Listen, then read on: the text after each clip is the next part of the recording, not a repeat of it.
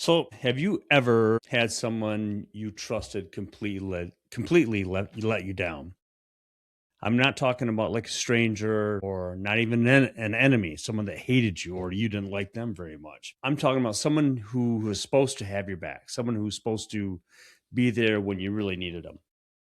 And like maybe it was your boss, maybe it was your supervisor, maybe it was your company, the company you kept kind of hang around with. Maybe it was even one of your mentors. Have you ever had that? Or maybe it was an entire organization, the whole thing.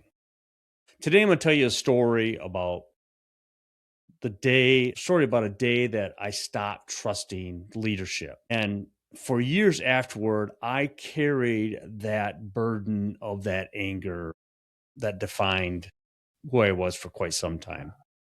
But this isn't a story about getting injured or anything else. It's about really, quite frankly, it's about what happened afterward. Because sometimes the wound isn't the bullet or getting hit or anything else. Sometimes the wound is emotional, it's a betrayal, it leads to other things. So that's what we're going to talk about today. So, welcome back to the podcast.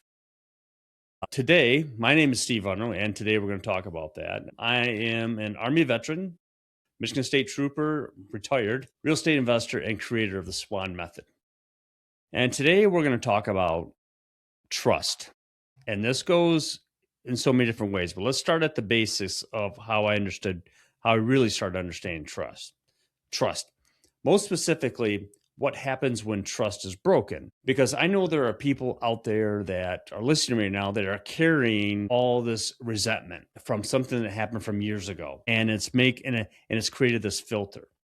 Maybe you have resentment from a bad boss, maybe from a failed business, maybe from a divorce or a breakup, and maybe you're remarried, but you're still carrying it from before. And that betrayal has been the governor of what you've been doing. And maybe, just maybe, that event has still been influencing your decisions that you're making today. And you may not even realize it. But I do know that for me, I lived that. And so I understand that. So let me tell you. So years ago, when I was serving as a state trooper, I was involved in an incident that, kind of things started going downhill for me. I was shot at by another employee. He was behind me, the guns come around.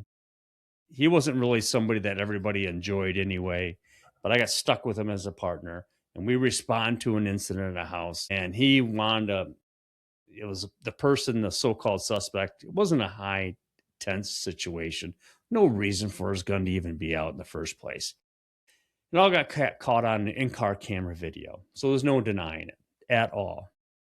Swings the gun around, it passes my middle of my back at point blank range. Gun goes off. By the grace of God, the round hits, I think, between my feet, but and then the ricochet goes up into my leg. And most people hear that immediately they think about the shooting, the actual shot, the physical injury, the danger, and all the other stuff like that, the carelessness. And I guess for a moment they were kind of right, but that's not the hardest part of everything that fell out afterward. Hardest part became afterward. What hurt me, yes, it did go up my calf quite a ways, and 3 pieces of shrapnel are still up there. And I feel it every once in a while. But that wasn't what really, really bothered me overall, because injury, things happen. And when the dust settled, supervision turned against me. Instead of feeling supported, I felt completely abandoned. Instead of feeling protected by whether it was the union, which is a joke anyway, and others, my fellow troopers, I felt completely dismissed. My concerns were. Instead of finding answers, I found complete silence. And that I expected accountability and I expected leadership. But we all know in police work now, there is no leadership. And I expected people just to plainly do the right thing. And in my mind, well, without a doubt, because there was nothing that happened, they didn't. I mean, in our department, you didn't even wear your hat when you're supposed to, you got written up. If you didn't do this right, you got written up or talked to, and so on and so forth. But this was the beginning of the end, as we once knew police departments to be because of all the other issues. And this type of ideology that kind of started getting infiltrated, started getting, it just that was the last straw for me. It was completely, I'm just done. And so for a long time, I carried that anger. I mean, this was the pinnacle of everything. I became completely cynical about the department, about everything else. I was distrustful, and suspicious. I kept thinking, well, what are you trying to do to me now? Because everything that was going on about this. I mean, I'm in Southeast Michigan, and that story got carried up to the further part of Michigan through people that weren't even in our department. They heard about it. A lot of people heard about it.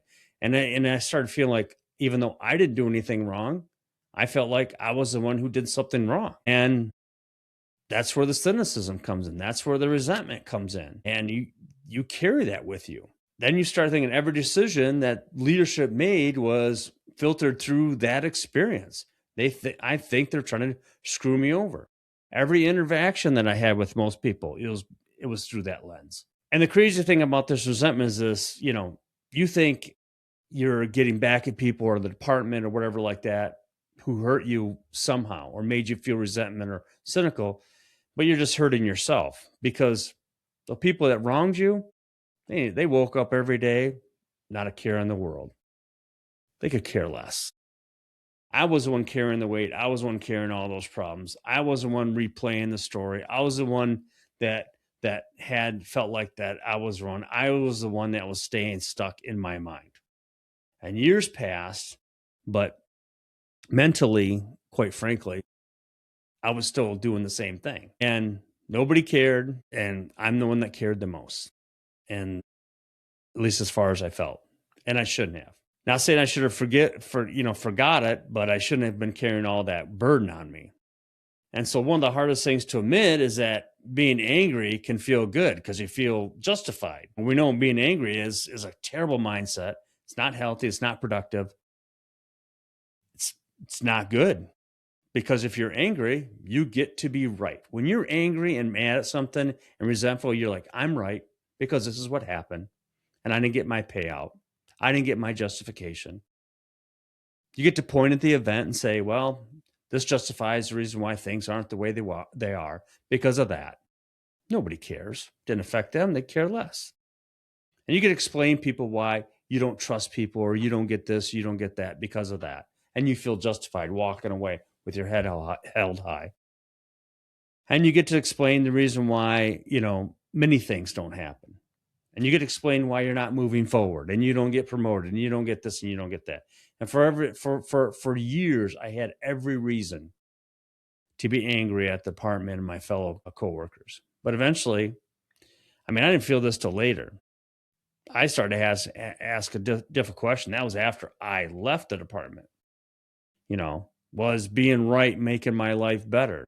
Well, at the time I didn't, but I had already left the department when I realized that. So eventually, when I did leave that chapter behind me and entered into the world of real estate, at first I thought real estate, and I'll tell you, there was a pivotal moment there where at first I thought real estate was just about houses, and it was a way to make money.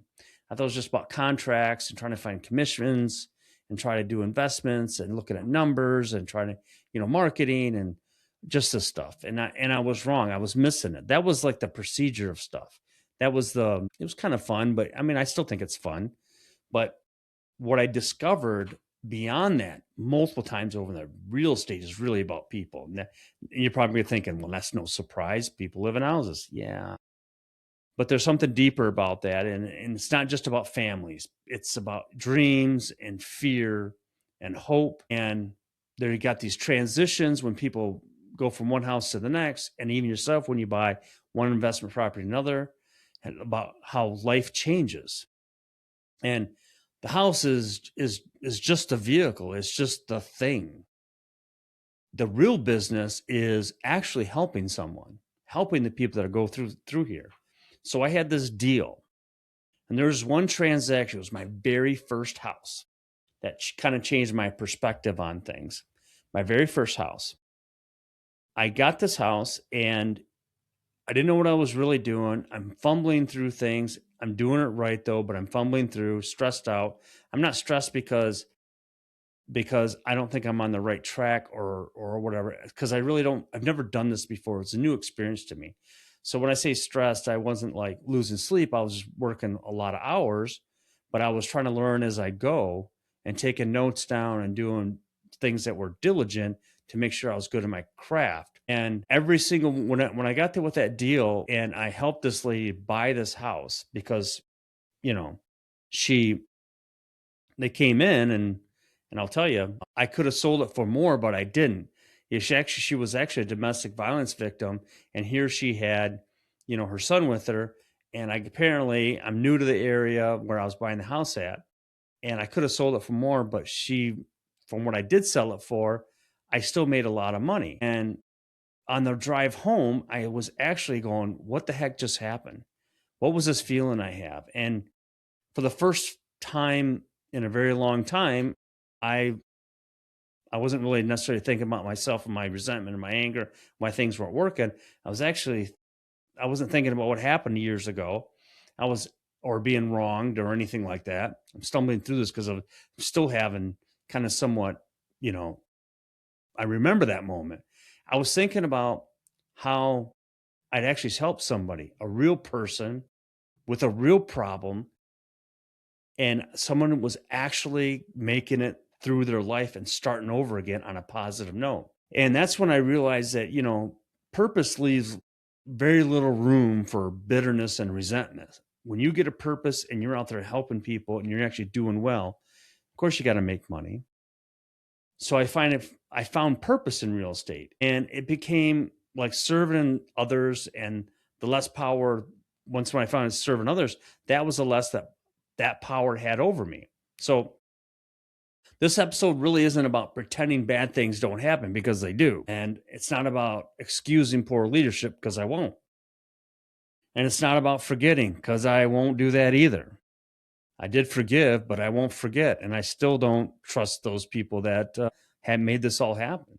But it's about refusing to let those experiences become who you are. That's a bad thing. Or make that lens to how you view or perceive the world. Because if you're not careful, the worst thing that's going to happen to you, well, that ever happened to you, the worst thing that ever happened to you, excuse me, is that you become the thing that people know you by, and that became my identity. And that's another thing I knew was happening. That moment was becoming my identity, and I was a better cop than that, of course. And worse yet, it becomes the only thing people know you for, and then it starts to get to where that's how you know yourself for. And I was trying to be something better than that. So I was carrying around all that story of betrayal, and I didn't want to be the guy that was betrayed, or that one, or the scorned person, whatever you want to call him. So today, I'd rather carry around a story of purpose, a story of helping, a story of enjoyment, of finally getting to live a great life, as far as I'm concerned. So, how does this apply to you? So maybe you've been betrayed by somebody. Maybe you've been fired recently, where the economy's going. Maybe you were even overlooked for a position you thought you should have had or should have got. And maybe someone took credit for your work. That's hurtful. I get that. Maybe a business deal went bad. There's always another one. And let me think. Another one would be like maybe your life didn't turn out the way you expected. Well, you can always turn the ship around. I understand all those, but here's what I've learned. You don't heal by staring at the wound. You don't do that. You actually start heal by building something bigger than what you had. And purpose doesn't erase pain, right? I still don't like those people, but I let it go. Purpose gives pain a place to go. There you go. Purpose gives pain a place to go. That's a good one. And it changes things around. And it drives you and it motivates you. So here's my thoughts. So the day I got shot at, kind of like really started to pivot around, but not for the reason most people think. Actually, it was kind of a good thing in retrospect. I don't forgive it, but the event itself wasn't what shaped me. It wasn't. What shaped me was deciding whether I was going to let that spend the rest of my life from back there moving forward. And I wasn't going to do that. And I was not going to be the betrayed or the cynical person anymore. So thankfully, purpose has won. And every family I've helped since then, every deal, every investor I've worked with, every veteran I've encouraged or first responder that decided that they wanted to get involved in real estate, every person I've served through real estate as well, they've all been part of that healing process to let that go. So if you're carrying resentment today, I want to encourage you with this.